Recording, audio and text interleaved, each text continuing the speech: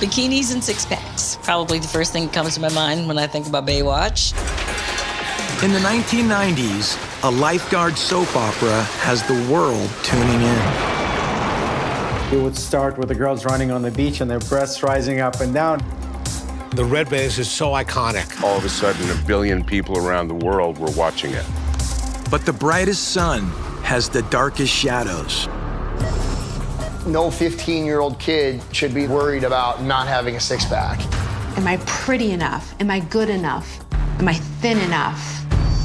Addiction and anger issues. Tommy Lee destroyed her dressing room because he was so jealous. And violations of privacy that will forever lower the bar. I'll kill you, you asshole!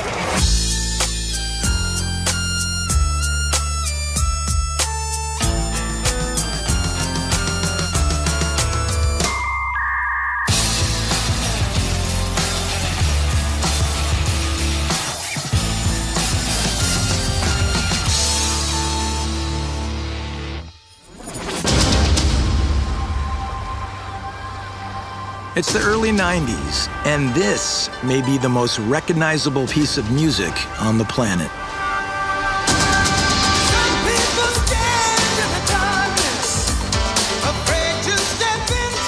From the opening theme's first note, Baywatch promises action, romance, and the chance to see some skin.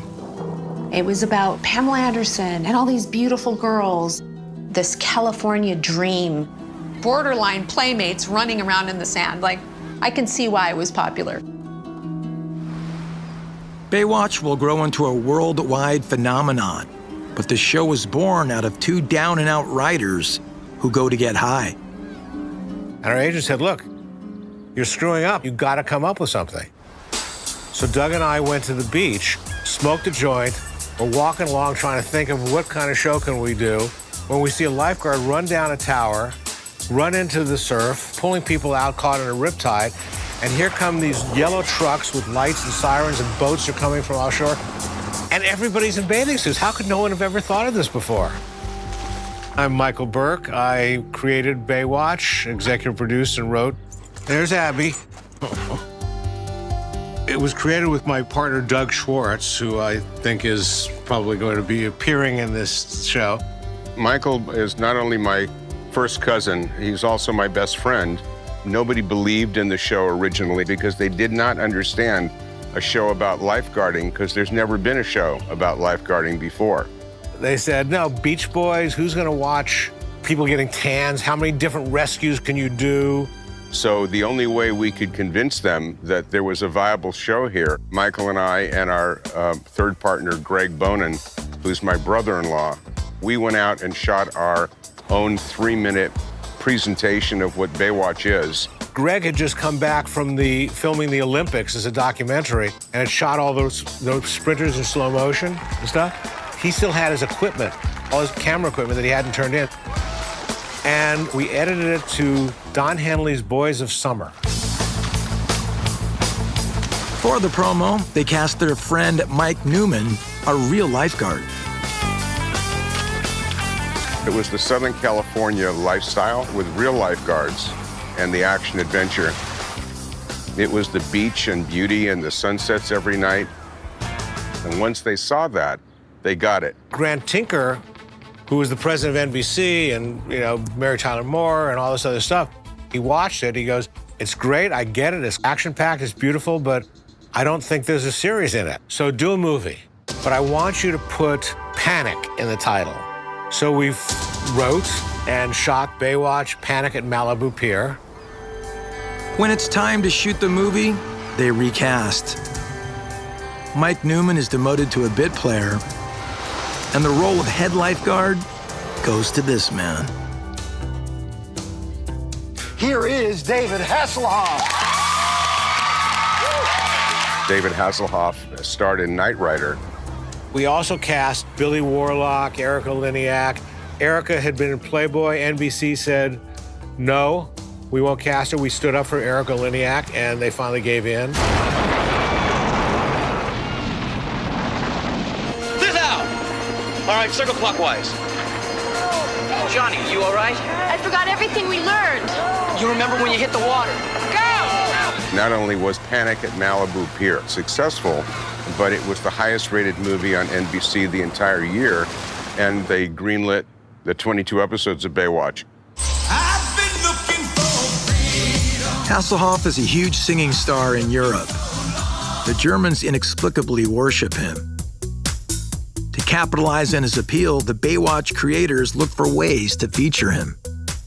I was a single father, so we gave Hasselhoff a son because we could tell those father-son stories. Women especially loved the relationship between David Hasselhoff as a single father, raising a young boy, Hobie, and our largest audience that watched the show was women.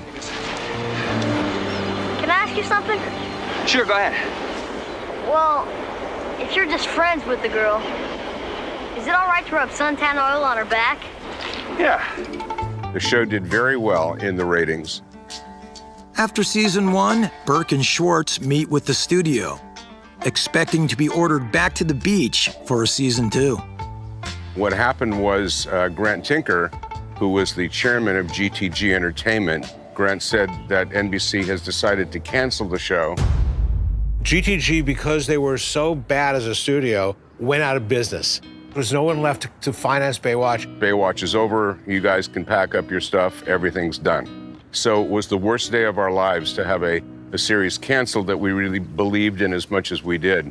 That's when we went to a Passover dinner with Uncle Sherwood Schwartz. My uncle Sherwood Schwartz, who was the creator, executive producer, showrunner of both Gilligan's Island and The Brady Bunch, he was a big fan of Baywatch. And he said, look, Baywatch is your Gilligan's Island. Don't let it go. Go see if Grant Tinker will sell you the rights back to Baywatch. So we literally went to Grant Tinker and told him that we would like to get our rights back. So he sold us the rights to Baywatch back for $10. Everybody thought we were crazy. They never thought we'd get it back on the air. We paid $10 for Baywatch, put the old gang together. Hasselhoff not only signs on to star in the second season, but he also becomes one of the show's producers. Burke and Schwartz hope his popularity internationally will help to secure the financing to make the show in syndication. He was a big boost, and we raised about $600,000 per episode from Europe, especially Germany. And with that, we launched in syndication September of 1991. But before they start production, Hasselhoff's on-screen son, Hobie, needs to be recast. Yeah, well, it's a fresh start for both of us, huh? Good luck today, Lieutenant. I'm playing in the pool with my friends. My mom runs out. It's the middle of summer, and she goes, Jeremy, you got an audition. We gotta drive to LA like right now. And I'm like, Mom, I'm playing. I don't wanna go. And she's like, it's with the Knight Rider. So that kind of changed things a little bit. My name is Jeremy Jackson, and most people remember me best as David Hasselhoff's son on the #1 TV show in the world, Baywatch. It was a crying scene, you know? I had to like knock this crying scene out of the park and get some real tears. And so my mom would always do this trick. She would sing You and Me Against the World, right? And like that would always just choke me up because it was like me and my mom, you know, from the get-go, like just trying to take over the world together. And then those tears just started flowing. Boom, I walked in there. It was pretty much mine from the start. Jeremy almost didn't get the part because there was another actor that came in that we really liked, and that actor was Leonardo DiCaprio. But he was a teenage, or almost teenager, and he was tall at that point. And David Hasselhoff said, I can't do the kind of scenes with my son on the beach, so we decided to go with Jeremy Jackson, who was not as experienced an actor as Leonardo DiCaprio, but had an innocence to him. Jackson joins the cast for season 2, but when production wraps, there are even more changes. At the end of the year, Billy and Erica left Baywatch, and the distributors were freaked because they were the young, hot, sexy talent. We needed to get a powerhouse actress that would get attention. And we were looking and looking, and we got a phone call from Hugh Hefner, who said they just brought a girl down from Canada to do a Playboy cover shoot.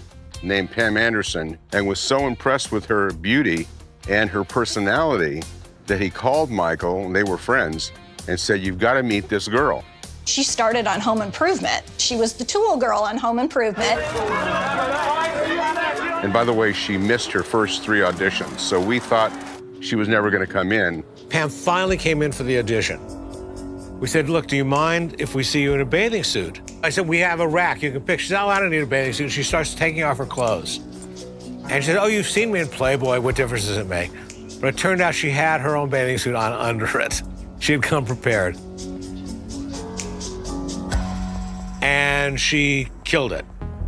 She's incredible. She's perfect. And Hasselhoff says, "No." "What are you talking about? She's been in Playboy. I don't like all those girls in Playboy. And in the scenes that I'm in with her, no one's going to be noticing my performance. They're going to be watching her boobs." And we said, "David, we love you. We appreciate your input, but we're hiring Pam Anderson." Of course, he quickly came around when he realized she was just wonderful on screen. Her presence was great. People weren't just staring at her boobs, even though they were part of the character and who she was. Pamela's arrival doesn't just change the show. It changes some of the women who are watching. The rate of breast augmentation went up about 500%. It was just a huge boom for plastic surgery. At the beginning of the decade, America's changing the way it does business with the world. No longer are automobiles and agriculture its main exports.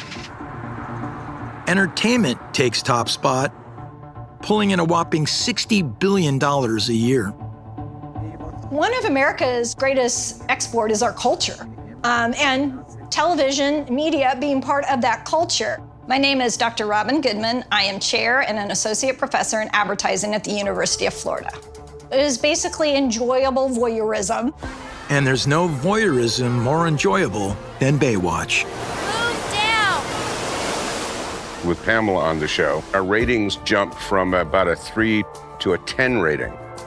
And then we started picking up audience members, picking up more and more countries.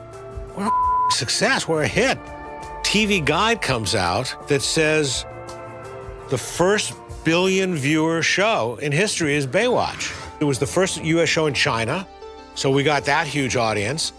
In South America, all the villagers would come in their boats to this one hut and crank up a generator and watch Baywatch. In the Middle East, they risked imprisonment to use a satellite to watch Baywatch. It started expanding to so many countries, like 142 countries, in 42 different languages. Until we ended up airing on every continent except Antarctica. Although Hasselhoff retains top billing, most of that success is due to Pamela Anderson and the other sexy women who get cast. Pamela Anderson became an international icon because of Baywatch. I always liked Pam. I thought, here's a woman who really understood how to make the system work for her. I'm Tanya Hart. I'm an entertainment journalist. When I was at E, we covered Baywatch stuff, that was going on, mainly because of Pamela Anderson. Pamela was like the sweetest, the cutest, most authentic, good-hearted person. She was like my big sis. Well, the show always had beautiful people. When it comes to casting bombshells, the Baywatch producers don't stop with Anderson. Michael and I recast the show every season. We would add new cast members, other people would leave, new people would come in. The people I worked with were all gorgeous. And back then, it was a natural situation. There wasn't any fillers. We didn't have Botox. So that was all off the table. Other than, the obvious. I'm Gina Lee Nolan, and I played the bad girl, Neely Capshaw, on Baywatch. As one of Barker's beauties on The Price is Right, Gina fits right in with her hard-bodied castmates.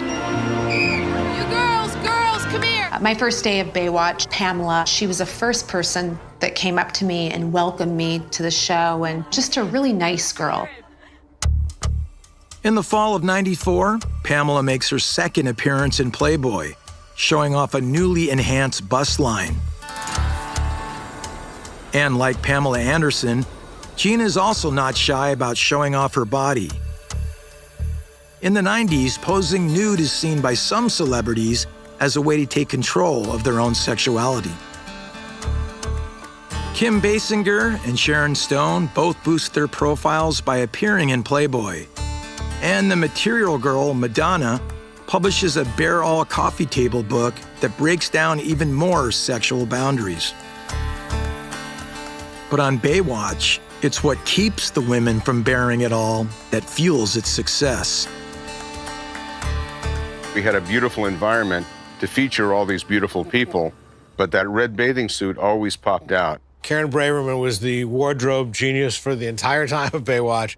She personalized each swimsuit for each girl. So they were really tailored, really trimmed. Although the Baywatch swimsuit winks at something more carnal, it gives the illusion of being modest, sporty, and functional. It was the actual uniform worn by LA County lifeguards. We just made them a little sexier. We really established a new beauty level in terms of a glamour level, yet they were still American heroes saving lives. Pamela proudly flaunts her augmented body and owns her status as a sex symbol. And millions of viewers of Baywatch are similarly inspired. From the early 90s into the 2000s, the rate of breast augmentation went up about 500%. The most popular age category were 19 to 35-year-olds. So Baywatch helped normalize plastic surgery. The actresses on that show were very open about their own experiences. Prior to that, it was really taboo. In the 90s, Baywatch was the biggest advertisement for plastic surgery. Well, my name is Dr. Leonard Grossman. I'm a plastic and reconstructive surgeon. I have performed over 7,000 breast augmentations. Advertising of plastic surgery became very common during that time period. There was the magic of payment plans. So now all of a sudden it's something attainable. We did interviews with college-age students that had had breast augmentation in particular, and we found that most of them regretted it and it made them feel very uncomfortable. People have that notion that somehow by having cosmetic surgery, their life will change because they're going to look like Pamela Anderson. You fantasize about having that kind of attention, but the reality of it is, these women really didn't like it. The other thing that we saw is an increase in the size of the implants. So implants went up 40% in size during that era. This is 600 cc's. What Pamela had was actually even larger than this by another 30%. Those implants weigh almost 2 pounds or basically 1 kilogram each. And it didn't feel near as glamorous as what they thought it was going to feel like because it doesn't really fix what they had hoped that it would fix. The 90s were kind of interesting because there were really two beauty ideals. One was fashion. Some people called it heroin chic, but it was exceedingly thin with the bony look to them. The second ideal, was more seen through like Victoria's Secret models, Baywatch, where it's still slender. It was muscular, but not hypermuscular. So it was toned. You had the smaller waist, the smaller hips. Mostly it had disproportionately large breasts, which doesn't happen for most of us naturally. Emulating the Baywatch standard of beauty isn't just pressuring female fans of the show. The cast feel it too.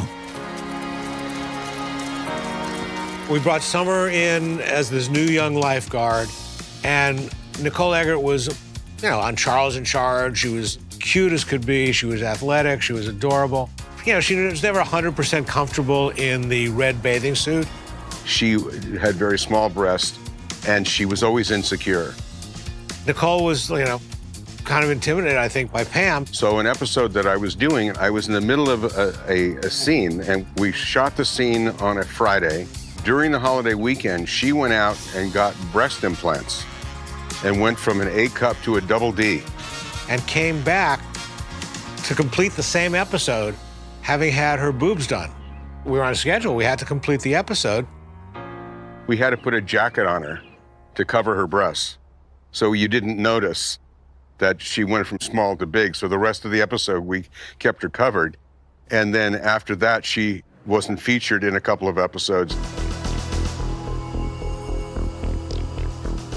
Baywatch's obsession with body image eventually impacts its youngest cast member.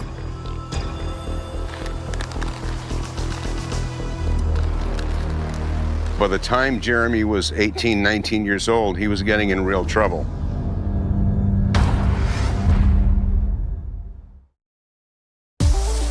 By the mid-90s, Baywatch is playing to a global audience of 1.1 billion viewers.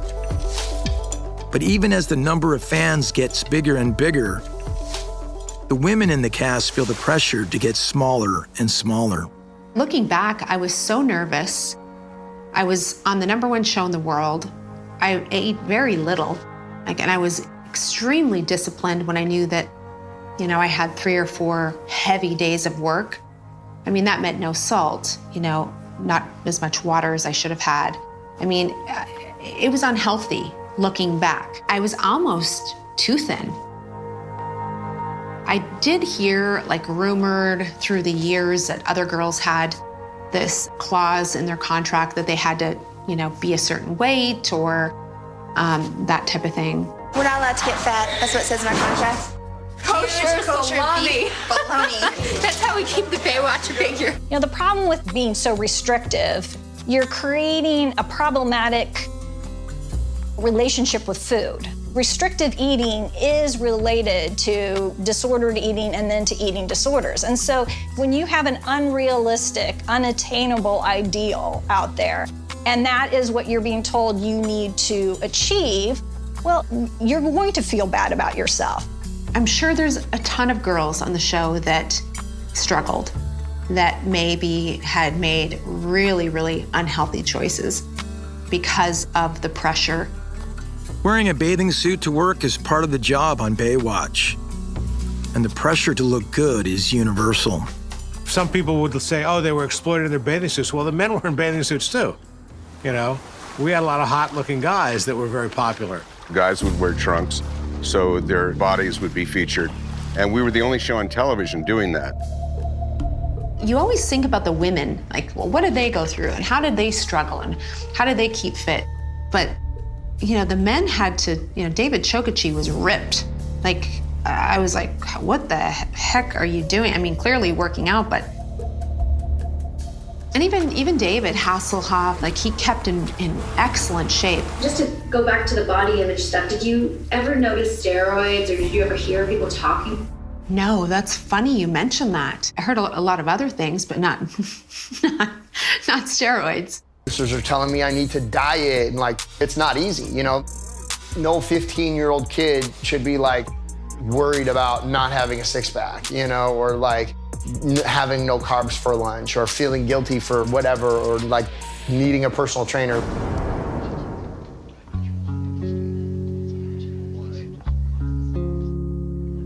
Jeremy grew up with a mother, but his father was not there. So David Hasselhoff really became Jeremy's dad in real life as much as he was Jeremy's dad on the show. Why do I have to spend the night at someone's house? Because I'm on 24-hour shift. What, you don't think I can survive that long without adult supervision? Jackson struggles with the pressure of being a teenager on a hit TV show. Then, thanks to encouragement from his surrogate dad, he embarks on a whole new career.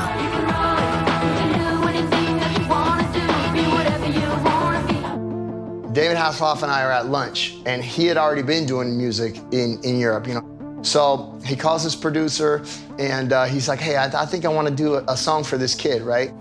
So we're in the recording studio, we're recording this song, You Can Run, right? And we dropped the single, it hits #3 on the Billboard European charts, and I'm going out there performing at the Olympic Stadium in front of 15,000 people, ready to pee my pants as they're chanting, Jeremy, Jeremy, lighters up and everything. So Jeremy, he started getting all the press that the girls on the show were getting. because he was now becoming a rapper. And Jeremy became like a teen idol, and he was making all this money. Hoppy, what are you doing here? I'm here to win the 1200. Let's go! Yeah! By the time I was 16, going to the mansion parties and nightclubs. Drinking, doing drugs, staying up late, coming to the set hungover. I'm in the limo with the 21-year-old girls. They're not going home. I'm gonna go to the after party, and then I'm gonna go to the after party. And I don't know if you've ever been to an after party when the sun's coming up. You know, things get real crazy.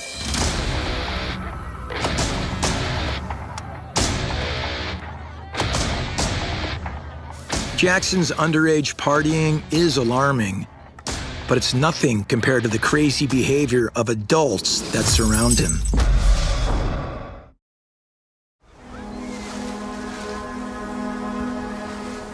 Baywatch is a worldwide phenomenon, and that's blood in the water for the tabloid sharks who see a chance to get rich from invading the private lives of the show's stars. As Baywatch got more and more popular, the paparazzi got more and more bold to get pictures. So they would chase after especially Pam. When Gina Lee Nolan first came on the show, we actually had them stage a fight. And the National Enquirer covered it about how the new girl on Baywatch and the old girl are fighting, and there's all this other stuff. They loved each other. We did it just to kind of, get the press, because it turned out that every story about Baywatch, positive or negative, helped. Paparazzi at that moment in time, it was truly maddening. They would follow me home. We didn't have social media, luckily, back then. They went to my mom's house in Minnesota. She's like, oh, there's people that are out front, they're taking pictures, and oh, geez, I don't know what to do. Do I go out and talk to them? I'm like, no, you don't talk to them. While the entire cast draws attention of the paparazzi, there seems to be a bottomless obsession with the show's biggest star. There were lots of aspects to her life that people found fascinating, and they found her glamorous and were very intrigued by her and her life. In some ways, I would kind of consider her, the 90s version of the Kardashians. And as the Kardashians will do decades later, Pamela Anderson finds herself in some explosive relationships. Pam owned a nightclub, and that's where she met Tommy Lee. On New Year's Eve, she saw him and she sent over a drink, and he came back over with a bottle of champagne and kind of climbed in between her girlfriends and Pam and licked her face from the chin to the temple. Well, if some is great, more is always better. I think once you get a taste of something like that delicious, you just want to it's like carbs. Just don't eat the donut, you won't want more. Pamela Anderson is the donut. If you get a little lick of that, you're out of ketosis, homie. It's all bad. Pam went down to do a photo shoot. Tommy Lee followed her to Cancun. As a matter of fact, the white bathing suit that she brought with her, she took off the set of Baywatch. 4 days later, they were married, and it was this, fairy tale romance. The interest level in this couple was off the charts. She's just this gorgeous little Canadian girl, and you see the bad boy, rock and roller, and it's like the perfect mix for a storm for paparazzi. Tommy Lee was a rock star in the truest sense of the word, and Pamela, she's got a whole audience that has never even heard of Tommy Lee. I don't even know if he'd been a jealous person before, but it heightened any sense of insecurities, let's put it that way. Pam and Tommy Lee had a dynamic that impacted Baywatch. Tommy Lee was very jealous. So when I wrote a passionate scene between Pam and David Chokachi, where they're falling for each other and they have to kiss. So she kissed him in the scene, and later on, Tommy kind of trashed her trailer, and we had to kind of get him out of there.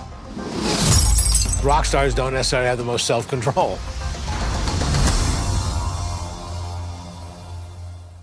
I definitely did see the circus that went on with this relationship and the people that were so interested in every little thing that they did, you know, especially when he would come to set. He would disrupt them in the middle of a shoot and say, oh, no, you gotta come to my trailer. We're going in here right now. And he would keep her in there for hours. The red-hot dynamic between Anderson and Lee and the core of their personal life will soon be served up in a way the world has never experienced. When the newfound internet gets a hold of something the couple don't even know they're missing.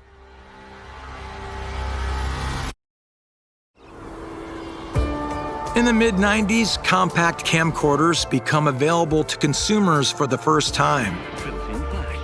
The new technology puts the art of filmmaking in the hands of amateurs, including rocker Tommy Lee, who directs and co-stars in his own biopic featuring his honeymoon with Pamela Anderson. The now infamous video was never intended for global distribution. But it happens when an electrician who gets fired by Lee steals a safe belonging to the couple as revenge. When the thief cracks it open, he discovers the tape and decides to share it with the world. Internet Entertainment Group of Seattle somehow got a copy, digitized it, and put it on 2 of their dozen adult websites. On the set of Baywatch, a humiliated Anderson tries to keep it together. She's a very private woman, and I respect that privacy. You know, if you can lend support or, you know, a hand in any way, just because it is such a violation between a husband and wife to boot. I can't even fathom, I can't fathom what they went through. I think we all just pretend it didn't happen, you know? Since we all knew her, you know, she was our friend, it's kind of like, don't ask, don't tell. But the internet turns their private moment into an international sensation and redefines the phrase invasion of privacy. Anderson, celebrated for her confidence in sexuality, finds herself in the center of a storm of judgment, with few coming to her defense. Asshole, you're a drug fiend. How dare you touch me? Where's your child this time in the morning? My God! I'll kill you! You asshole! Tommy, you prick! Now watch it, Willie, don't get hit! At first, even the producers are nervous about Anderson's sex tape. Baywatch had romance instead of sex. We were sexy, but not sexual. But what happened is when Pam's sex tape came out, the distributors said, oh my God, this is terrible, we're a family show. You gotta write Pam out of the show. We argued about it, but they said, write her out of the show. That's an order. So I started to write her out of the show. All of a sudden, Doug, I remember him coming in my office saying, don't write her out of the show. The episode for this week just aired, and it's twice the ratings that we had before. So the sex tape totally shot up the ratings. Like the ratings for Baywatch, sales of the sex tape soar. The company that distributed the stolen video makes upwards of $50 million. And Pamela and Tommy Lee go after that money. It's too late to stop the tape. I mean, it's all over the world. That's trying to put the spilled milk back in the bottle. After a judge orders the video company to pay a hefty settlement, the company declares bankruptcy. Pamela and Tommy Lee walk away with nothing. In the new and unregulated world of the internet, Anderson loses an early battle in a war that'll rage on for years. My fight is not for me alone, but for all celebrities whose privacy has been invaded. I will continue to fight not only for myself and my children, but also for legislation that would make what they are doing to me a crime. Pamela's call for legislation is ignored, and soon, being victimized in this new technological Wild West will be just one more price of fame. That was one of the first sex tapes, by the way, that people started doing because they had video cameras that they could do that. That's today's fame. It's very different. Now it's like, yeah, so what? I got a sex tape. Yeah? You're not famous unless you have a sex tape. Like Pamela Anderson, once again, changed the whole dynamic, flipped the script. For Anderson, there's one financial upside to all the exposure. Her salary at $5,000 an episode when she started on Baywatch rises to $40,000 a show in her final season. But there's a cost. Her private life is now just tabloid fodder, including the physical abuse she's experiencing at home. Then she quits everything. First the show in 1997, and then Tommy Lee the following year. Baywatch also goes through a breakup. After 7 years shooting in Los Angeles, because of other budgets and the state of the business, we moved the show to Hawaii. The new location is cheaper to produce in, and Baywatch Hawaii also makes a notable wardrobe change. We had a big debate about changing the colors of the bathing suits to yellow. I didn't particularly agree with it, but I was outvoted.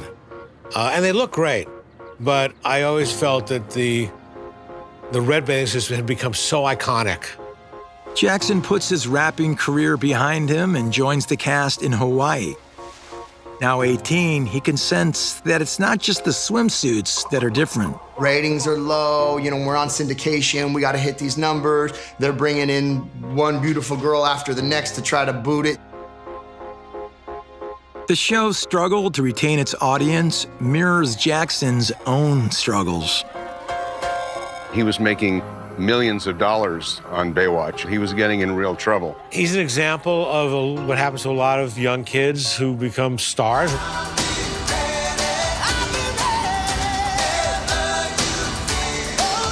The boy who grew up on the beach now spends his days in darkness, using crystal meth and cocaine. I had to go to a few rehabs sometimes before I would work in the summer because I'd be like, oh crap, I gotta work in a month and I don't wanna stop. So I'd go to rehab, get a little Betty Ford action. When your performance starts to dwindle down, based on lifestyle choices, you're like, can't remember your lines or you don't feel good and you got dark circles under your eyes. And David Hasselhoff kind of pulled me aside. He's like, dude, what's going on, man? He's like, are you smoking pot? And I'm like, pot would probably help me right now. I probably need to smoke some weed right now. I might be better, but if I really told you what I'm doing, you would probably call an ambulance right now or put me in a psych ward. If you'd rather the show, used to be about this cool father-son dynamic. And now I'm not in it as much because I'm not as adorable. So there's also some underground resentment going on. And so I walked off the set that day when he called me out thinking I was stoned. I just told everybody, screw you, F you, I'm out of here. I don't freaking need this show anymore. And while Jackson fights his inner demons, his on-camera father figure will come face to face with his own.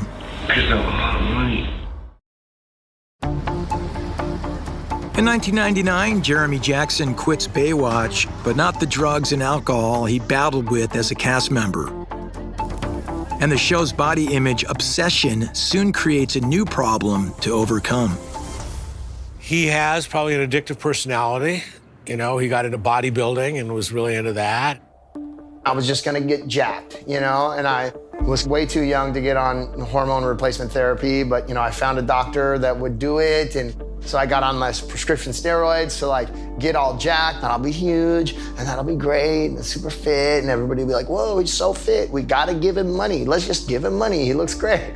And where does that idea come from? Well, maybe growing up around David Chokachi and, David Charvet, it's if you look great, you get airtime. So that was my mindset in getting into steroids. Soon enough, Jackson's substance use takes its toll. We're talking destitute, we're talking depression, we're talking addiction. By 2015, Jackson goes to jail for 9 months after stabbing a woman during a heated argument. It's rock bottom. But Jackson's former castmates don't give up on him.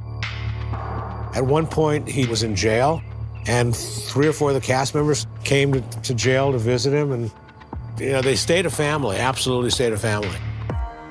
After more than 2 decades wrestling with addiction, Jackson cleans up his act. Well, I've been working in the recovery community for some years as a breathwork meditation healer, certified as a drug and alcohol counselor. I love what I do. I have a good time. I help people. I think Jeremy's better now today for having gone through all that. I think it's made him stronger, given him a lot of character. I'm still trying to get a 6-pack. Jeremy's on-screen dad, David Hasselhoff, also struggled with addiction issues, as evidenced by this video. This is a mess. Shot by his real-world daughter, in which a drunk Hasselhoff eats a hamburger off the floor, Hasselhoff claims he asked her to record him so he could see for himself how he acted under the influence. Baywatch spends the 90s indulging the world with its American dream. But after moving to Hawaii, the show's U.S. viewership steeply declines, and Baywatch's syndicator finally pulls the plug.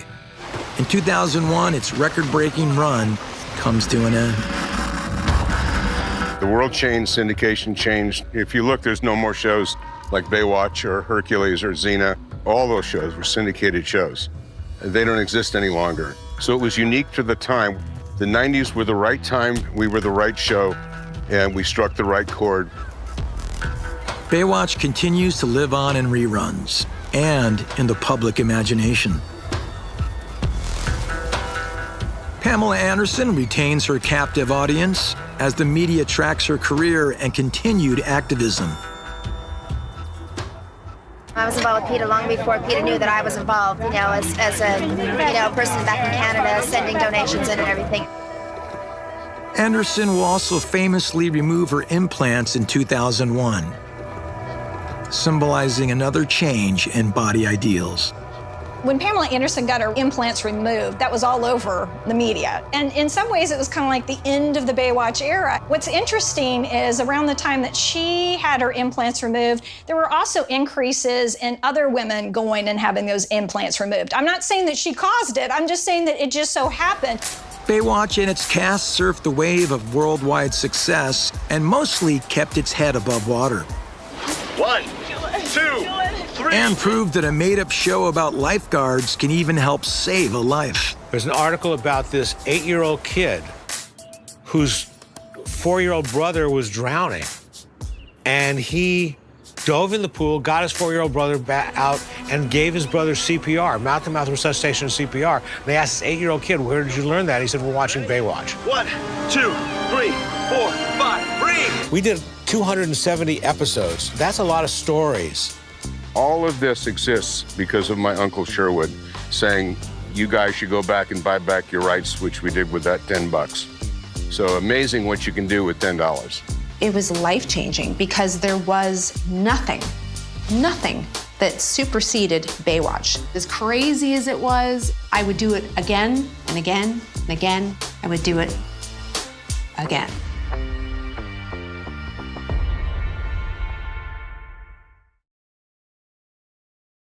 Power cuts. What about the late-night raver who needs a quick broth before hitting the club? Dell argued, his salesman eyes flashing with the old, familiar fire. We set up the pitch down at the market tomorrow, 2 for a $5. We'll clear the lot by lunchtime. Rodney looked at his brother. He looked at the absurd, useless plastic spoons. He looked at the battered yellow van. They had been millionaires. They had flown in helicopters and drank champagne on yachts. They had touched the very pinnacle of wealth and had fallen all the way back down to the concrete pavements of Peckham.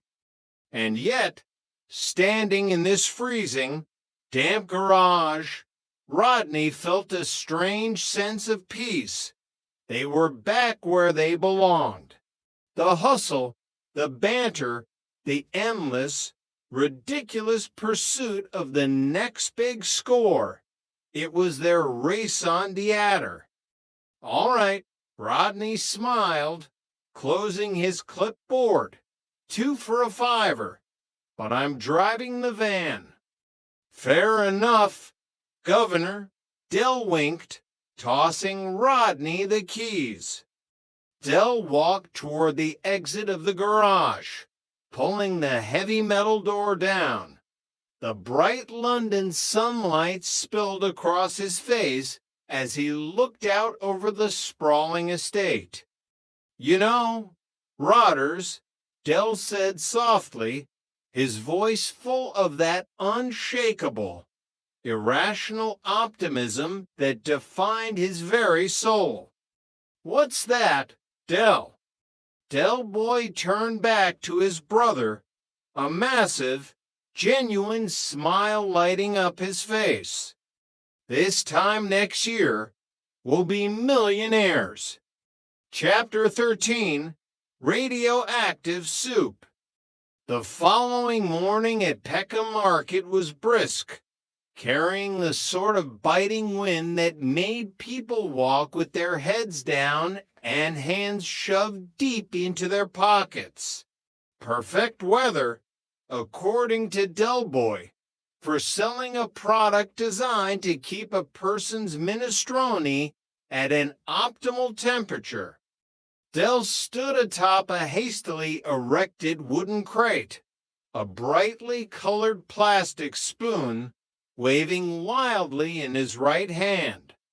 Roll up, Del hollered, his voice cutting through the noise of the market. Don't let the winter freeze your broth. Trotter's Independent Traders is proud to present the culinary marvel of the 21st century, the Apollo 11 of cutlery, the self-heating, glow-in-the-dark soup spoon. A small, largely skeptical crowd had gathered.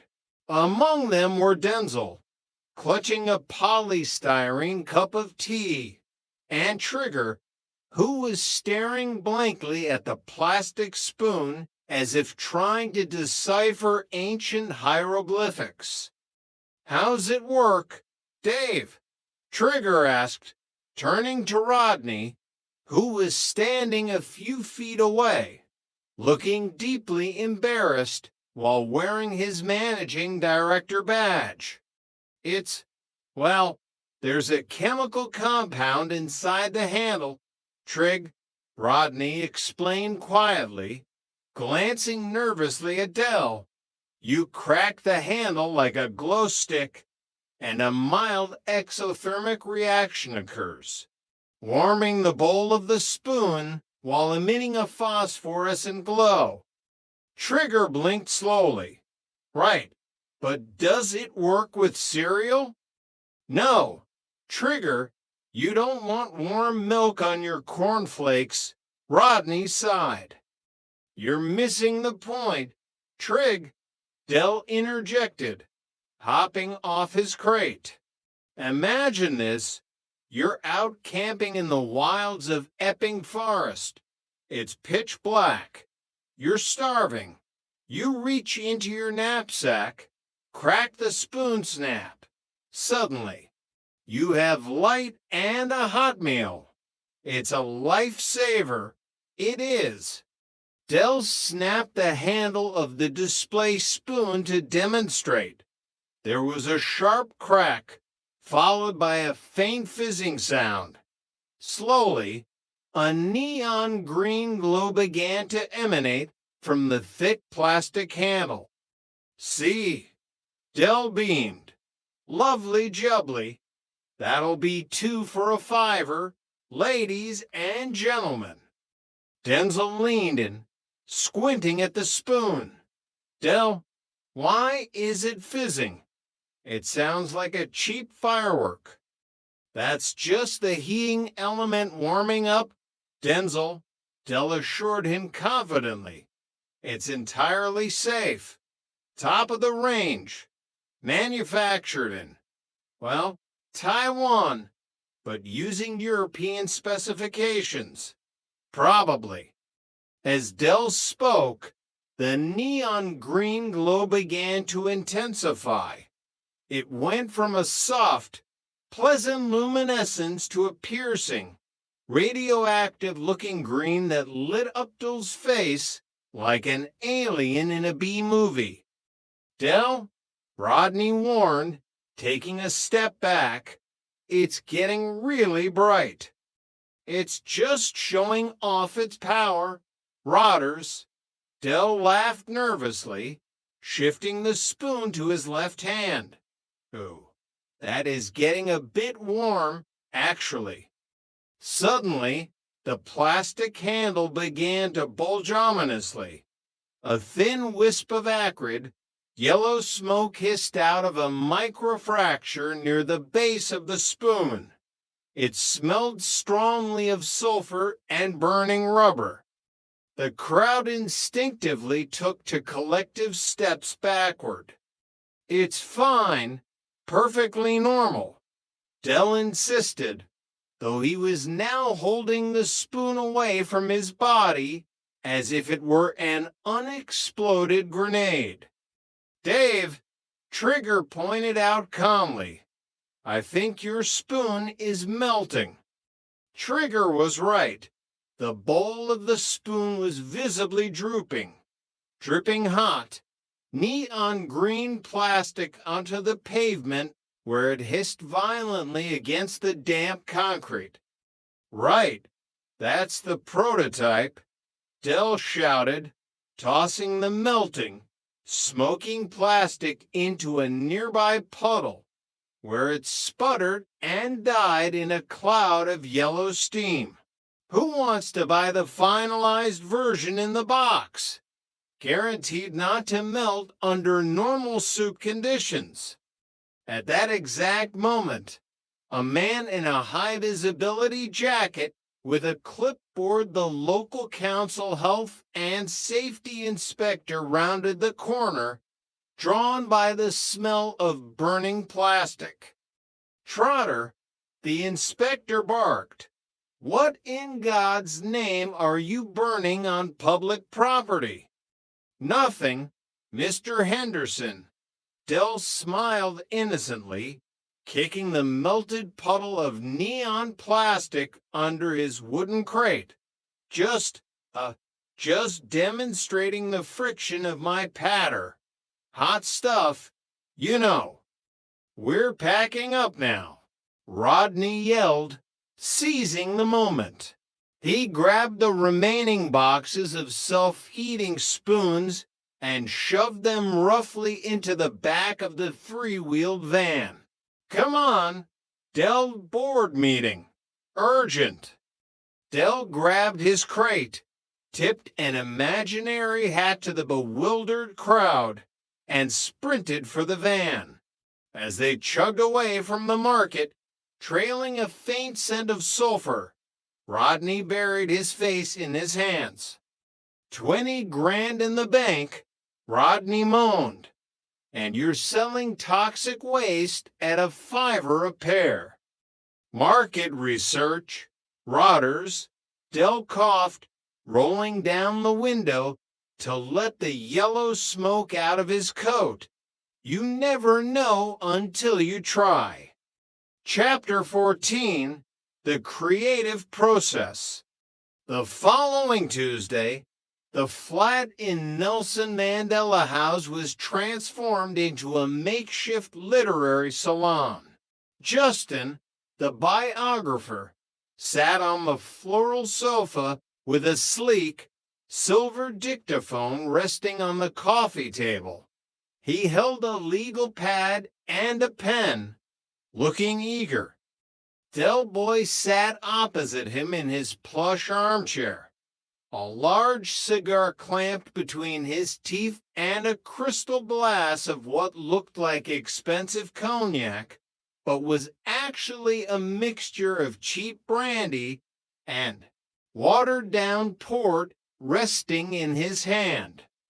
Rodney sat on a dining chair in the corner, holding his managing director clipboard ready to ensure that history was recorded accurately. Cassandra and Raquel were out shopping, leaving the men to their creative process. Right, Derek, Justin began clicking his pen. Let's dive into the early years, the foundation of Trotter's independent traders. I want to capture the grit, the sheer, unadulterated struggle of a young entrepreneur fighting against the system. Del sighed, gazing out the window with a look of profound nostalgia. It was tough, Justin. Real tough. Peckham in the 70s wasn't for the faint of heart. Me and Rodders, we had to fend for ourselves. Our dear mom passed away. God rest her soul. And my dad. Well, he went out to buy a packet of woodbines and must have taken a wrong turn at New Cross because we never saw him again. A tragic origin, Justin murmured, scribbling furiously. And how did you survive? Del leaned forward, his voice dropping to a dramatic whisper. I had to use my wits. I had a turf war with the local syndicates. You see, Justin, the briefcase market in South London was controlled by some very heavy people. I'm not saying it was the craze, but let's just say they knew how to use a pair of pliers. Rodney coughed loudly from the corner. Del, you bought the briefcases from a bloke named Jiggling Jim who operated out of a shed in Lewisham. The heaviest thing about him was his wife. Justin stopped writing and looked up. Is that true, Derek? Del shot Rodney a venomous glare before turning back to Justin with a smooth smile. What my brother means, Justin, is that Jiggling Jim was merely a front, a puppet for the international cartels. You have to read between the lines. Justin nodded slowly. I see. And what about your first big score?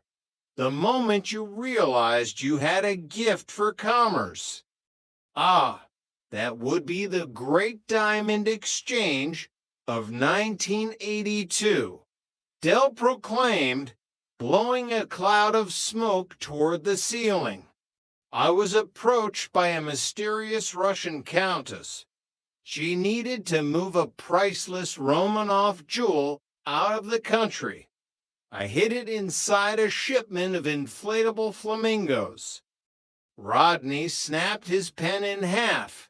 Del, that never happened. It's a metaphor, Rodney. Del snapped back. A metaphor for what? Selling 3 boxes of knocked-off swimming pool toys to a youth center. Justin held up a hand, his eyes gleaming with artistic fervor. No, Rodney, let him speak. This is gold. Absolute gold. The public doesn't just want facts. Rodney, they want a narrative. They want romance, danger, intrigue. If Derek felt like he was dealing with Russian royalty, then that is his emotional truth. Rodney stared at the biographer in utter disbelief. Emotional truth. He's making it up as he goes along. Last week he told Trigger he invented the internet in the back of the Nag's Head. And who's to say I didn't? Del challenged, taking a sip of his port mixture. I had the idea for a global network of computers connected by phone lines in 1978. I just couldn't afford the soldering iron to put it together. Justin chuckled, entirely charmed. Derek, your imagination is a testament to the entrepreneurial spirit. Let's move on to the Harrison watch.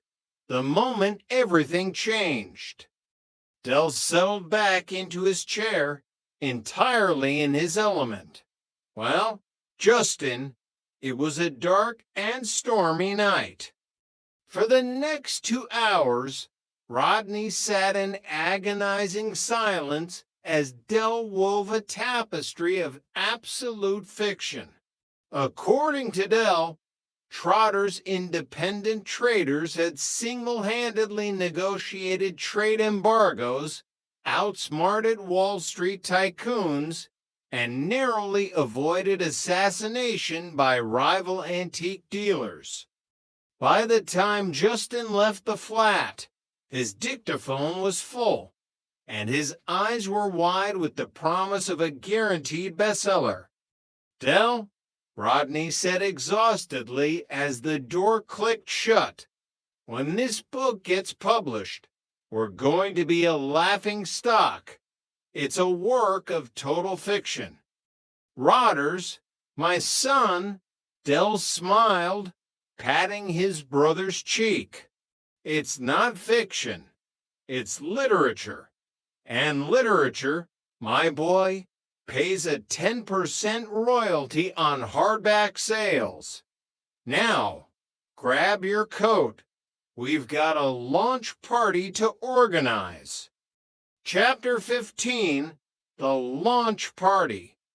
If there was one thing Derek Trotter knew how to do better than anyone else in South London, it was throwing a party with someone else's money. The publisher's advance had afforded them the luxury of renting out the entire back room of the Nag's Head. Del had transformed the usually dingy pub space into what he believed was a faithful recreation of a Mayfair literary salon, which mostly meant he had draped red velvet curtains over the dartboard and hired a local student to play the cello in the corner. A massive banner hung across the bar reading, "Congratulations, Derek and Rodney, the Peckham Phoenixes." The room was packed with the usual suspects. Denzel was attacking the buffet table, which featured an alarming array of cheese and pineapple hedgehogs. Trigger was staring intently at the cellist, trying to figure out how she was making the big violin sound so sad. Cassandra and Raquel stood near the bar, sipping actual champagne, both wearing new dresses bought with the first installment of the book money. I have to admit, Cassandra smiled, watching Rodney desperately trying to schmooze a man from a local newspaper. He looks happy, even if the book is mostly lies. Del calls it creative embellishment. Raquel laughed, linking her arm through Cassandra's. I'm just glad we're not running from the taxman anymore, or selling those glowing spoons. Damien found one under his bed yesterday and thought it was a lightsaber.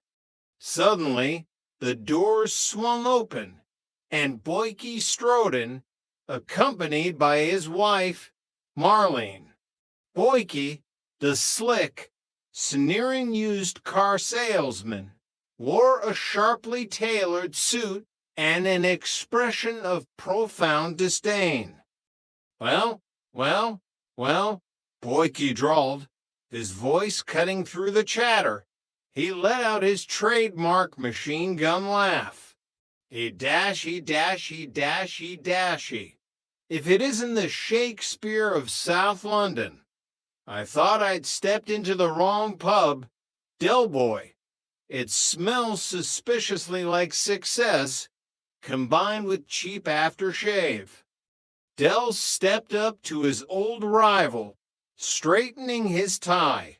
Ah, Boyke, glad you could make it to witness literary history. I'd offer you a signed copy, but I know you struggle with anything that doesn't have pictures of engines in it.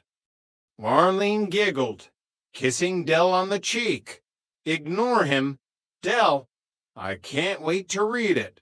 Is there any romance in it? Oceans of it. Marlene.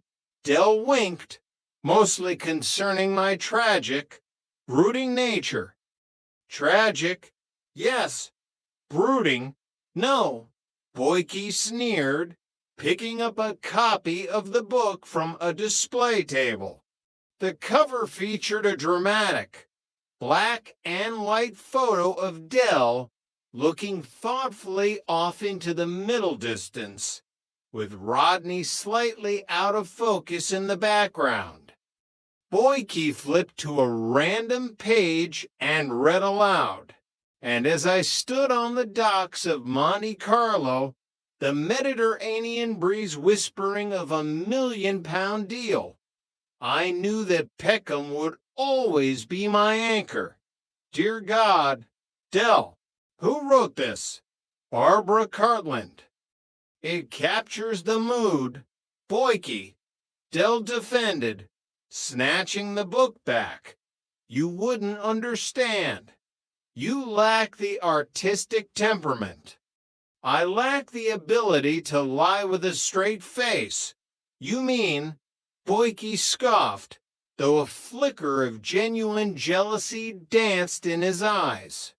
The Trotters had bounced back, yet again, landing firmly on their feet. Rodney hurried over, his MD badge polished to a high shine. Gentlemen, the publisher's representative is about to make a speech. Dell, you're up next. The room quieted down as a nervous-looking man in a tweed jacket tapped a microphone. Ladies and gentlemen, the publisher began. We are gathered here today to celebrate the launch of a truly unique book. When Justin first brought us the transcripts of Derek and Rodney Trotter, we didn't know what to make of it. It defied categorization. Dell puffed his chest out proudly. But the publisher continued, a massive smile breaking across his face. We quickly realized we were sitting on a gold mine. The public is hungry for this. They want to laugh. They want the absurdity. And so, I am thrilled to announce that as of this morning, the Peckham Phoenix has entered the Sunday Times bestseller list. The pub erupted in cheers.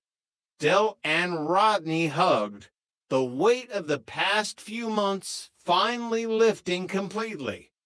However, the publisher yelled over the noise. It is my great honor to inform you that the book has debuted at number 3 in the comedy and satire section. The cheering abruptly stopped. Dell froze, his pint glass halfway to his mouth. Comedy? Dell echoed loudly, staring at the man in tweed. Satire? What do you mean, satire? It's a business biography. It's a gritty tale of survival against the odds. The publisher laughed warmly. Oh, Derek, you're always in character. The critics are calling it a masterpiece of modern working-class surrealism. They think the bit about the Russian countess and the inflatable flamingos is pure comedic genius. Boyke let out a roar of laughter so loud it startled the cellist. He. Satire? You're a comedian, Del Boy. A clown. Rodney buried his face in his hands. I told you. Del, I told you nobody would believe that rubbish. Del stood absolutely still for a moment. He looked at the laughing faces around the room. He looked at Boyke's smug expression. He looked at the giant banner with his name on it. Then Del looked at the massive, cardboard mock-up of the book cover, which clearly featured a small, golden sticker reading, a hilarious romp, The Guardian. Slowly, the shock faded from Del's face, replaced by a slow, calculating smile. He turned to the publisher. "Number 3 in the country, you say?" "Yes, Derek, and climbing. And the 10% royalty on hardback sales." Del continued, his business brain whirring at light speed. "Does that still apply to books sold in the comedy section?" "Absolutely," the publisher nodded. "Money is money, Derek." Del turned back to Boyke, his million-watt smile returning with a vengeance. He raised his glass high in the air. "Well, you heard the man." Del shouted to the pub. "A bestseller is a bestseller. Who cares what shelf they put it on? The Trotters are officially men of letters. Drinks are on the house." The pub erupted again. The momentary awkwardness washed away in a tide of free beer and good cheer. Rodney walked over to his brother, shaking his head with a mixture of disbelief and deep, enduring affection. "You really don't care that they think we're a joke."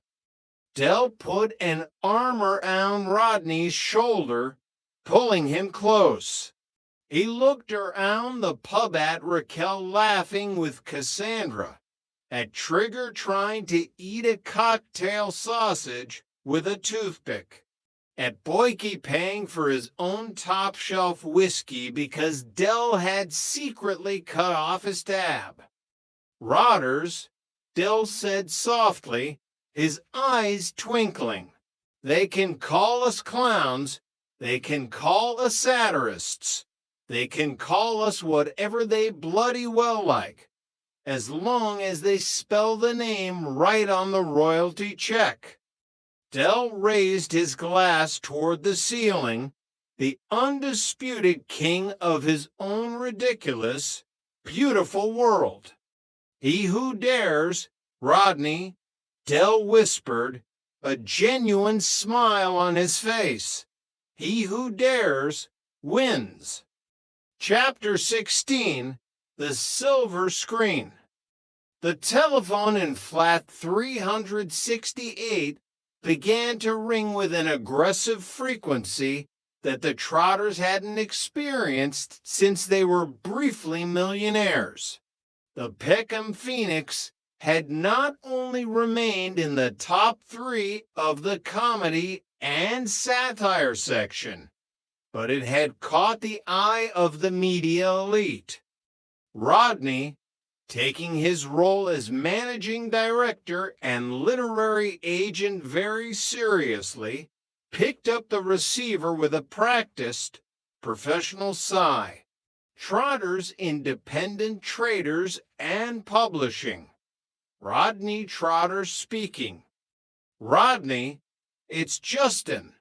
The biographer sounded as if he had just run a marathon. "Have you got a pen? You need to write this down. I've just had a call from BBC Television Center. They want to adapt the book into a sitcom." Rodney dropped his pen. It rolled under the sofa, next to a stray glowing soup spoon. A sitcom. A television show. About us.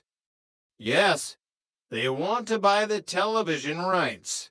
They're talking about a primetime slot. Friday nights.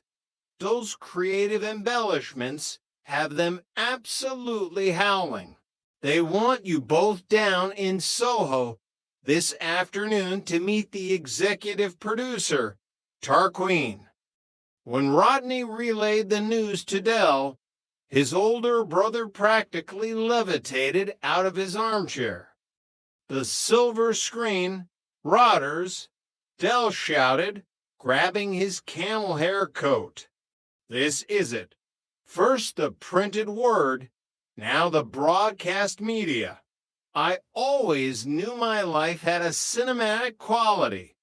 I've got a natural screen presence like Sean Connery or a young Michael Caine.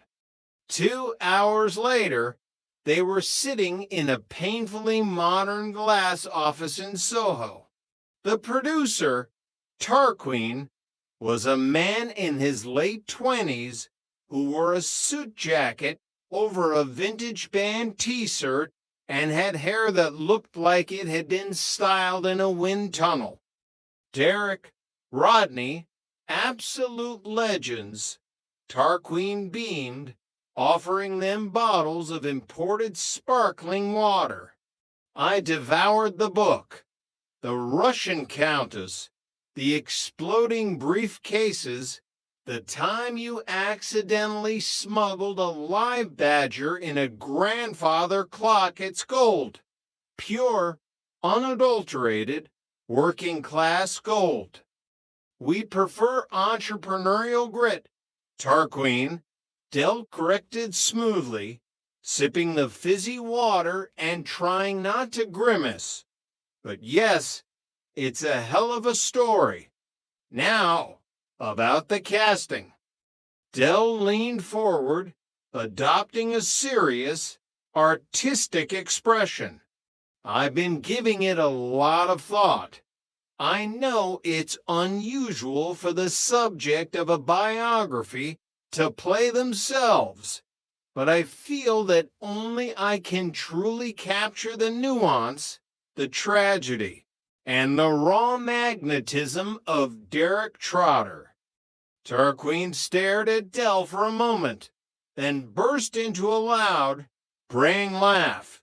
Oh, you're brilliant. Always on, aren't you? Always doing the bit.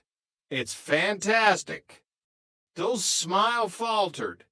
I'm not doing a bit. I'm a natural actor. I once played the back end of a donkey in the Peckham Nativity play and had the vicar in tears.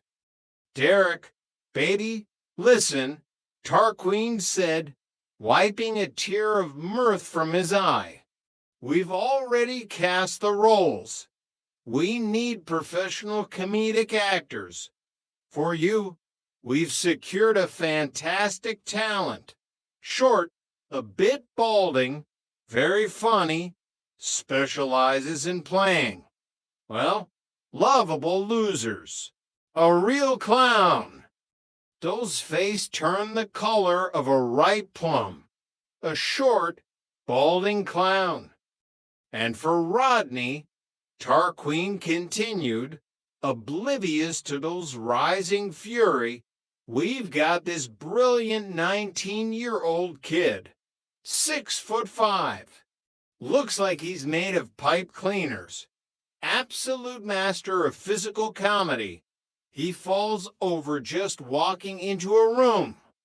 Rodney sank lower in his sleek designer chair, covering his face.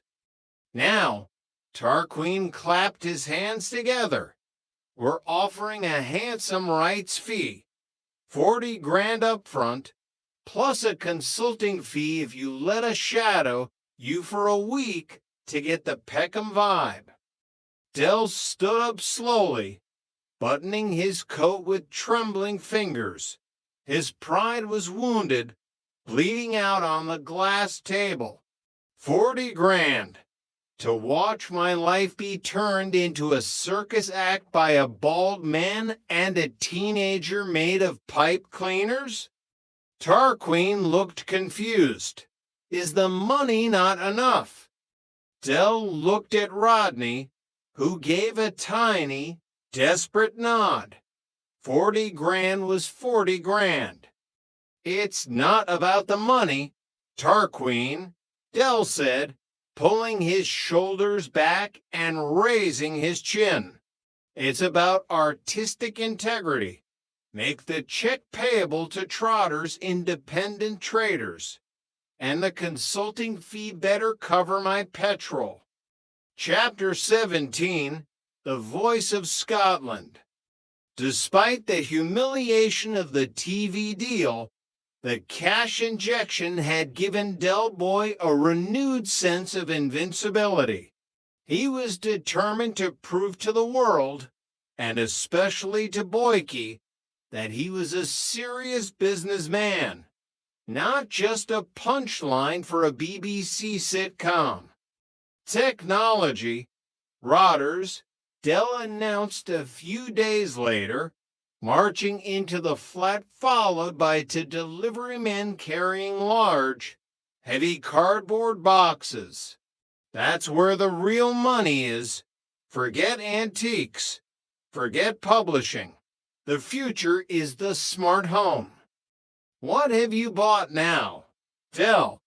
Cassandra sighed from the dining table, where she was helping Rodney review the television contracts. I have secured the exclusive South London distribution rights for the Caledonian Toastmaster 2000, Dell declared proudly, tearing open the top box. He pulled out a sleek, aggressively modern toaster covered in buttons and flashing LED lights.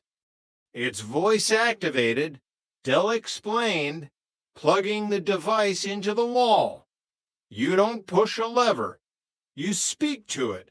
It's the height of luxury. I bought 500 units from Monkey Harris. A steal. Rodney looked suspicious. Monkey Harris doesn't sell luxury technology. He sells things that fell off the back of a lorry going over a very bumpy road. Why did he have 500 of them? Minor software glitch. Apparently, Dell waved his hand dismissively. Nothing a bit of Trotter charm can't overcome. Watch and learn.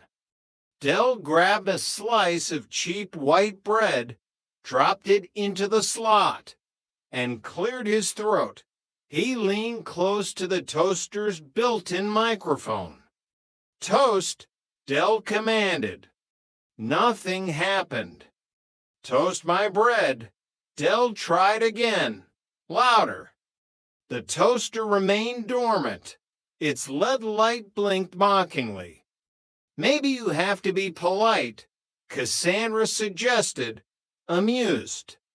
It's a machine, Cass. It doesn't care about manners, Rodney sighed. But he leaned in anyway. Excuse me, please toast the bread. Still nothing. Dell frowned, picking up the instruction manual, which was printed on a single, suspiciously thin piece of paper. He squinted at the tiny text. Ah, Dell murmured. Here's the rub. It seems these units were manufactured for a very specific regional market in the UK before the company went bust. Which market? Rodney asked, dreading the answer. Scotland, Dell said slowly. Specifically, Glasgow. It has a localized voice recognition chip. You bought 500 toasters that only understand Scottish people. Cassandra burst out laughing. It's not funny. Dell snapped, though panic was beginning to edge into his voice. I've invested 10 grand of our TV money into this. There must be a workaround. Dell stood up straight, puffed out his chest, and adopted what he believed was a flawless, Sean Connery-esque Scottish brogue. Ah, toaster, make me some toast Laddie, I the new. The toaster sat in stubborn silence. It's not working, Rodney said, trying not to laugh. Your Scottish accent sounds like an angry Jamaican man with a head cold. You try it then, Mr. Managing Director, Del challenged, throwing his hands in the air. Rodney stood up, clearing his throat. He thought back to every episode of Taggart he had ever seen. He leaned close to the microphone, furrowed his brow, and yelled in the deepest, roughest accent he could muster. G-U-S a slice o' toast, ye wee basta. D-I-N-G. The toaster suddenly hummed to life. The coils inside glowed bright orange, and the bread was pulled down into the machine with a satisfying mechanical clunk. Del and Cassandra stared at the machine in stunned silence. Well, I'll be, Del whispered. He looked at Rodney with a mixture of awe and sheer horror. Rodney, you've cracked it. Del, Rodney said, rubbing his throat. I can't stand in the market all day screaming Glaswegian profanities at a household appliance. Of course you can. Del grinned, the salesman returning instantly. It's a unique selling point. The toaster with attitude. The appliance that demands respect. We'll sell them as novelty items. We'll make a fortune. Chapter 18, The Premiere. 2 months later, the back room of the Nag's Head was once again rented out, this time for the premiere screening of the Peckham Phoenix television pilot.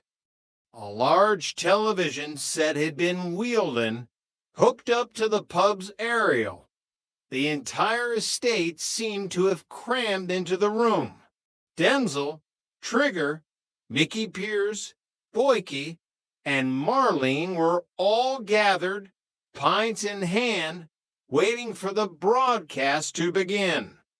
Del sat at the front, wearing his best suit, nervously tapping his gold ring against his glass. Rodney sat beside him, looking pale and nauseous. 5 minutes, gents, Mike the landlord announced, having recently been released on a technicality and immediately returned to managing the pub. The whole country is about to see Peckham on the telly. I just hope they capture my good side, Del muttered, smoothing his hair. Del, the actor playing you is 5'4" and bald, Rodney reminded him miserably. He doesn't have a good side. The iconic BBC globe appeared on the screen, followed by the announcer's voice. And now, a brand new comedy series based on the best-selling memoir. It's time for The Peckham Phoenix. A jaunty, slightly ridiculous themed tune played over establishing shots of the Nelson Mandela House estate. Then the actors appeared on screen. The man playing Del Boy was indeed short, energetic, and wore an aggressively loud checkered suit. He burst into the set of the flat, waving a glowing plastic spoon and shouting a heavily exaggerated catchphrase. Time to cash in the chips, you absolute plonker. The pub erupted in laughter. It wasn't polite laughter. It was deep, roaring, belly-aching laughter. Then the actor playing Rodney lumbered onto the screen. He was impossibly tall, tripped over the rug, and let out a high-pitched, whiny groan that sounded like a deflating balloon. Rodney sank so low in his chair he practically disappeared under the table. For 30 minutes, the pub watched as fictionalized versions of Dell and Rodney stumbled from one disastrous scheme to another, culminating in a scene where the fictional Dell accidentally glued himself to a briefcase while trying to sell it to an undercover police officer. When the credits finally rolled, the pub burst into a standing ovation. People were wiping tears from their eyes. Boyke walked over to Dell, wiping his own eyes with a silk handkerchief. Dell boy, I have to admit, I thought it was going to be an embarrassment. But that was the funniest thing I have seen in my entire life. You're a national joke. For a second, Dell looked genuinely hurt.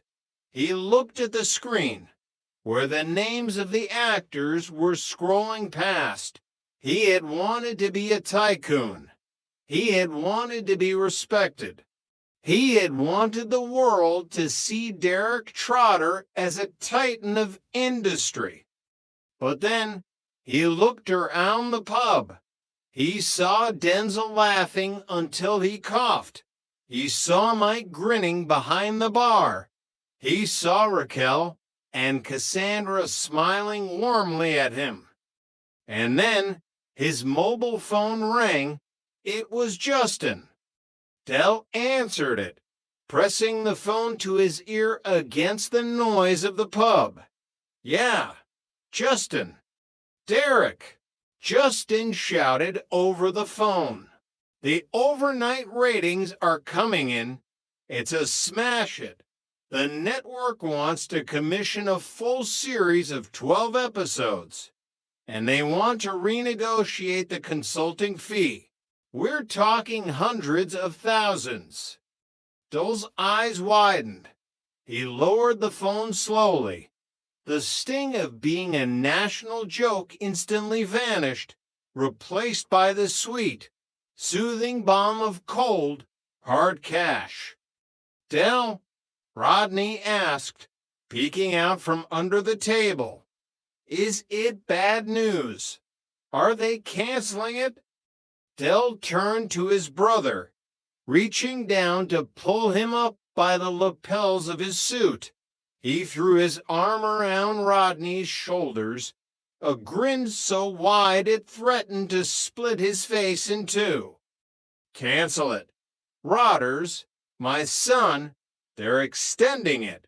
We are a hit. We are a bona fide, prime time, ratings-busting phenomenon. Chapter 19, The Horizon. Later that night, long after the pub had closed and the celebrations had died down, Dell and Rodney stood on the balcony of flat 368, Nelson Mandela House. The London air was crisp and cold. Below them, the estate was quiet, bathed in the orange glow of the street lights.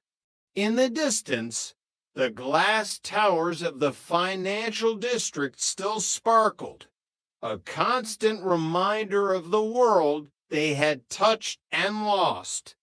Dell took a sip of his brandy, leaning against the concrete railing.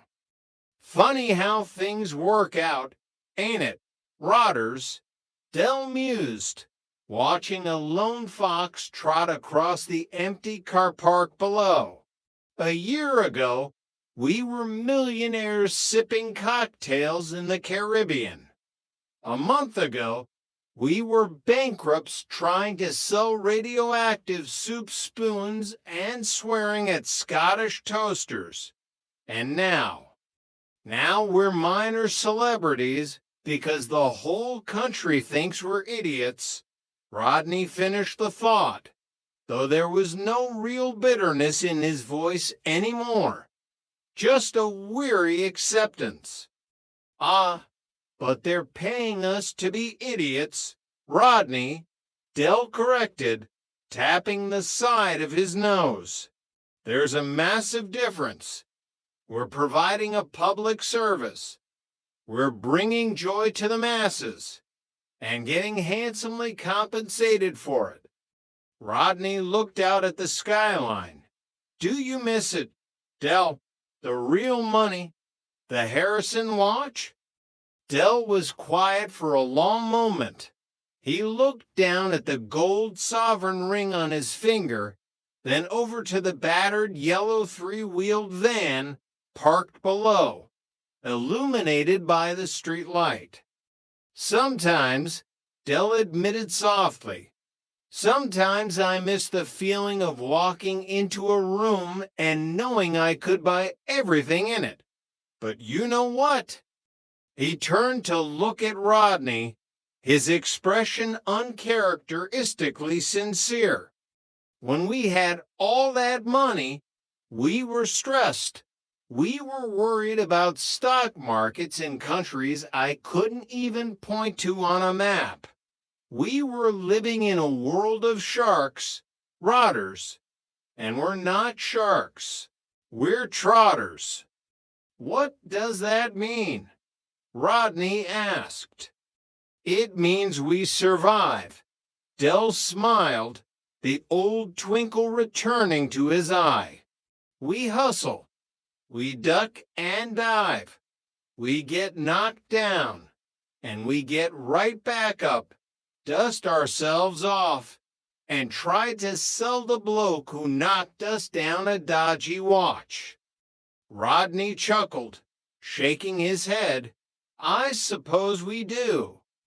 Dell raised his glass toward the gleaming skyscrapers in the distance, but this time there was no longing in his eyes, just a cheerful defiance.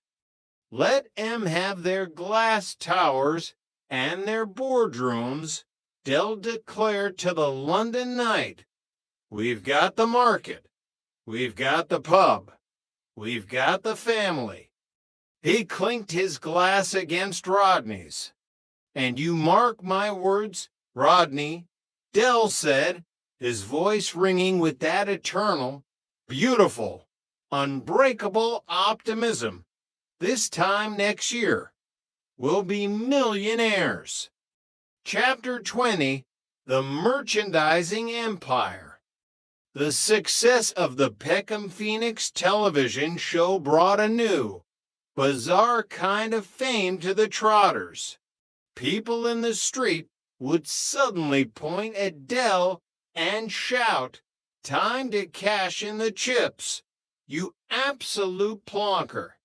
A catchphrase Dell had never actually said in his entire life, but which the BBC writers had deemed punchy. Naturally, Derek Trotter was not going to let this cultural phenomenon pass without squeezing every last drop of financial juice out of it. Merchandising. Rotters, Dell announced one wet Tuesday afternoon, hauling 3 massive cardboard boxes into the center of the lock-up garage, the bedrock of modern entertainment. George Lucas knew it, Steven Spielberg knew it, and now Trotter's independent traders knows it. Rodney, who was trying to read a very complicated tax form the BBC accountants had sent over, looked up with profound dread. Dell, please tell me you haven't bought more glowing spoons. Better, Dell grinned, tearing open the top box with a Stanley knife. I've secured the exclusive licensing rights to produce the official Peckham Phoenix action figures, or, as the trade calls them, collectible statuettes. Rodney cautiously approached the box. Dell reached in and pulled out a plastic blister pack. Inside was a lump of molded, flesh-colored plastic. It was roughly 6 inches tall, wore a bright blue suit that had been painted on with a seemingly trembling hand, and had a head that looked less like Derek Trotter and more like a melted waxwork of Winston Churchill. "Del," Rodney said, staring at the horror in the plastic casing, "that looks absolutely nothing like you. It doesn't even look like the bloke who plays you on the telly. It's an artistic interpretation. Rodney, stylized," Del argued, admiring the misshapen doll. "It's all the rage in Japan. And look, they've got voice chips." Del pressed a small, prominent red button on the doll's chest. The garage filled with a tinny, robotic shriek. "I will eat your soul in the eternal darkness," the little Del Boy doll screeched. Rodney jumped back, nearly tripping over a stack of old tires. What the hell was that? Del frantically pressed the button again, trying to stop the noise. "Blood for the blood god," the doll cheerfully announced. Del quickly shoved the doll back into the box and slammed the cardboard flaps down. "Right, okay. So, slight mix-up at the Taiwanese manufacturing plant. They must have accidentally installed the voice chips from a rejected line of horror movie toys. No big deal. No big deal," Rodney yelled, his voice cracking. "Del, you're trying to sell a sitcom doll that threatens to harvest the souls of children. You'll be arrested." "Don't panic. We just rebrand them," Del insisted, his mind already racing to find the angle. "We sell them as Edgy Del Boy, Halloween edition. The kids love a bit of gore these days. Let's see yours, then." Del opened the second box and pulled out another blister pack. The Rodney doll was a masterpiece of unintentional comedy. It was only 4 inches tall, incredibly stout, and had a wide, painted-on smile that made it look permanently intoxicated. "Why am I fat?" Rodney demanded, deeply offended. "I am a slim, athletic man." "They probably ran out of plastic for the legs and had to squish the torso down," Del reasoned, examining the stubby little doll. "Let's see what yours says." Del pressed the button on the fat Rodney doll's chest. "Mummy, I need a nappy change," it chimed in a sweet, angelic toddler's voice.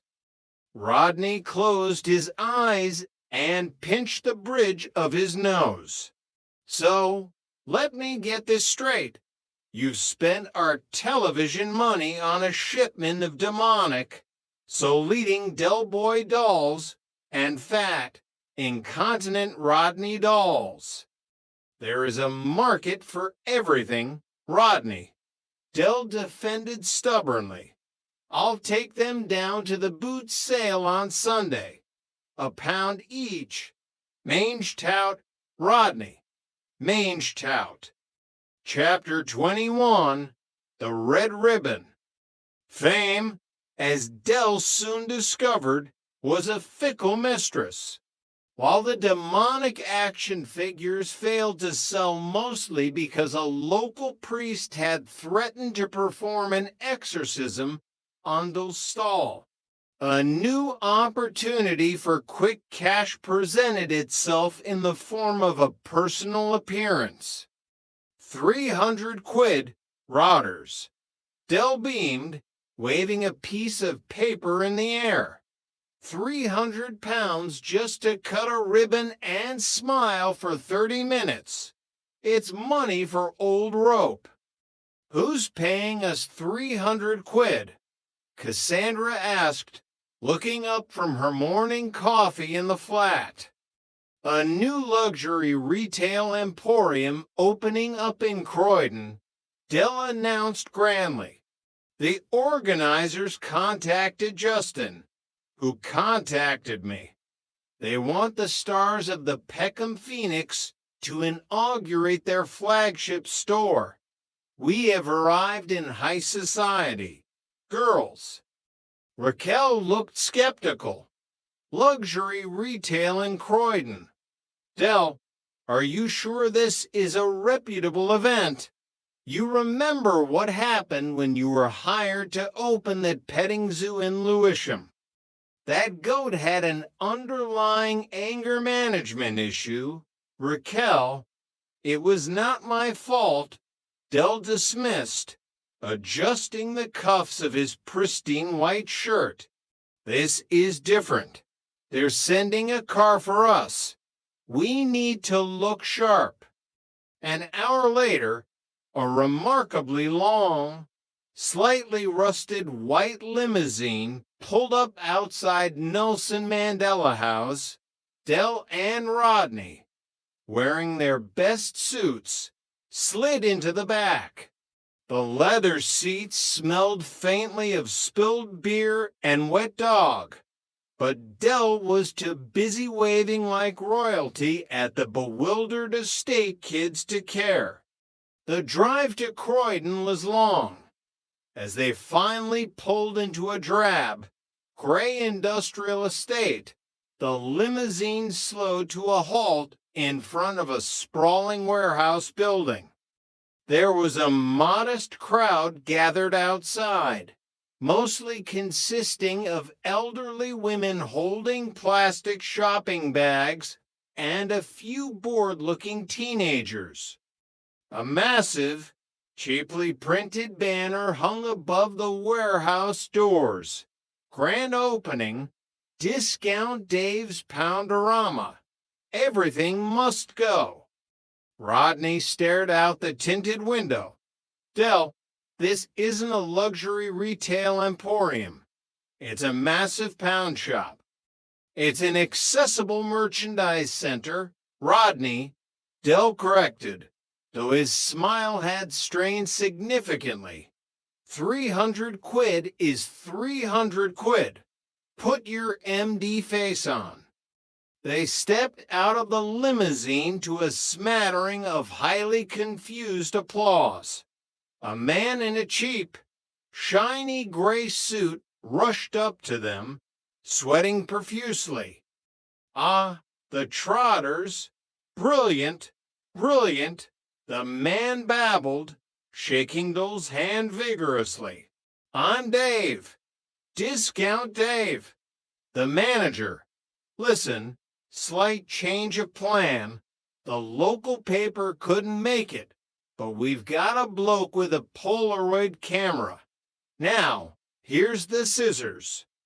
Dave shoved a pair of rusty garden shears into Dole's hands. Right, let's get this over with, Dell muttered, marching up to the red ribbon strung across the automatic sliding doors. He turned to the crowd, flashing his million-watt smile. Ladies and gentlemen of Croydon, Dell announced loudly, it gives me great pleasure to declare this magnificent establishment open for business. He squeezed the rusty shears. They didn't cut the ribbon. They merely bent it in half. Dell grunted, trying again. The shears jammed. Give it here. Rodney sighed.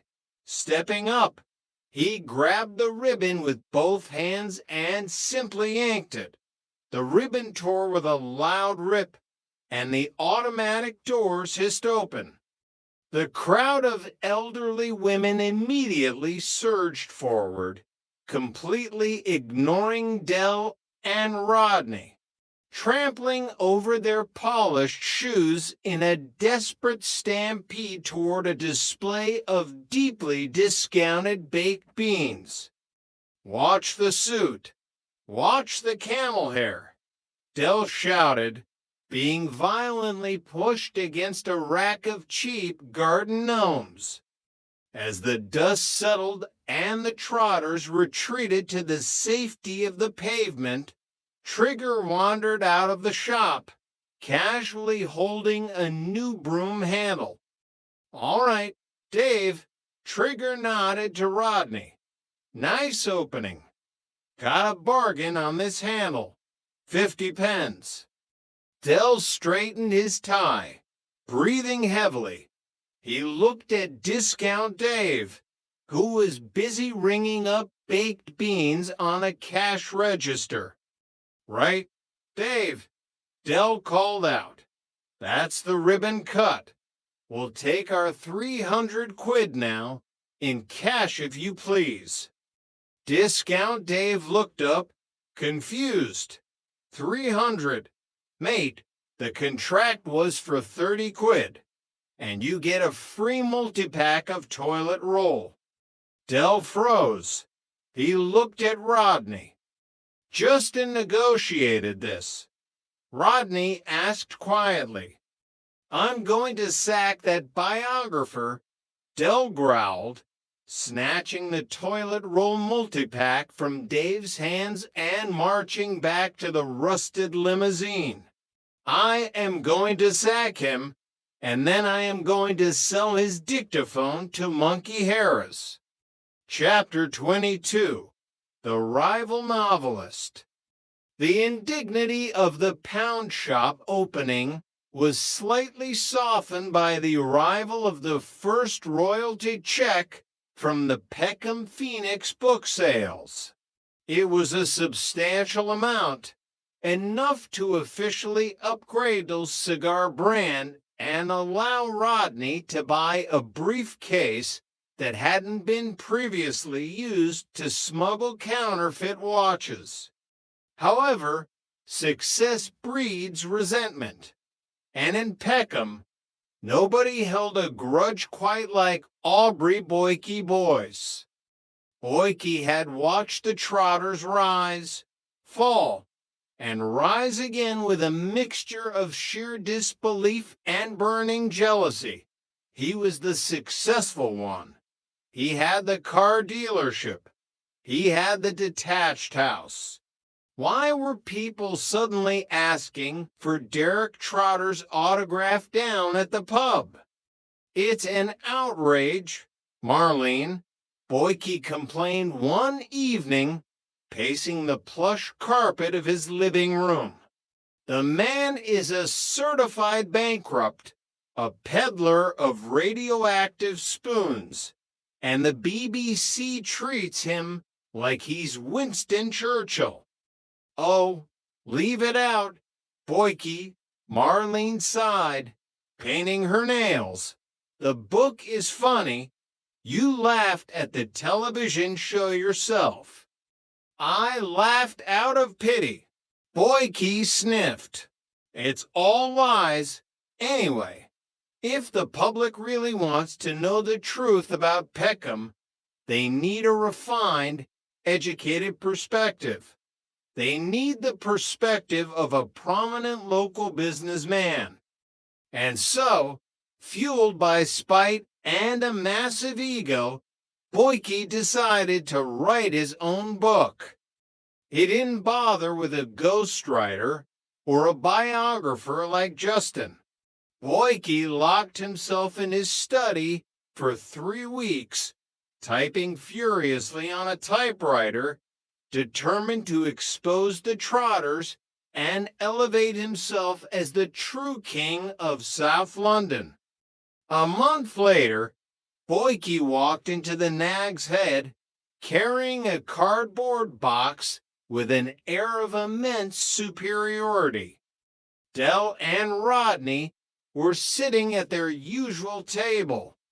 Del was trying to explain to Trigger why the BBC hadn't cast a real road sweeper in the television show. Ah, Derek, Boyke sneered, dropping the heavy box onto the table. I thought you might like to see this. The literary landscape is about to experience a seismic shift. Dell looked at the box, then up at Boyke. What's this?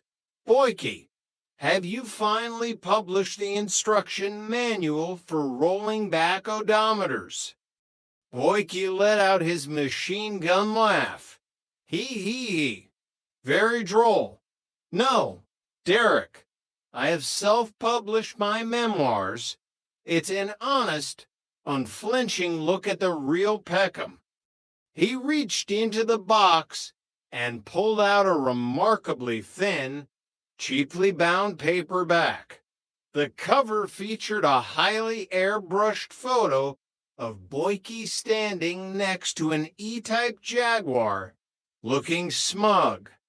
The title read, "The Boyce Supremacy, How I Built an Empire While Around Me Fools Played."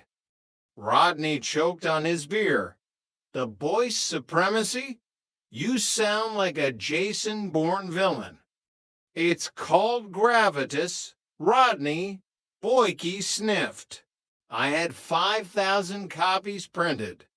I'm expecting a call from Waterstones any day now. I just wanted to drop off a complimentary copy so you can see what real literature looks like.